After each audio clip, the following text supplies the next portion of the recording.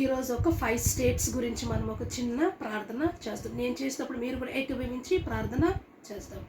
స్తోత్రం స్తోత్రం స్తోత్రం స్తోత్రం స్తోత్రం పరిశుద్ర పరిశుద్ర పరిశుద్ర సైన్యముల అధిపతి నా గొప్ప దేవని పాదములకు స్తోత్రములు స్తోత్రములు. నా రాజా, నాకు ఇచ్చిన 5 స్టేట్స్ కొరకు నా ప్రభా, ఆ 5 స్టేట్స్లో ఉన్న సీఎంస్ కొరకు ప్రార్థన చేసినామయ్యా.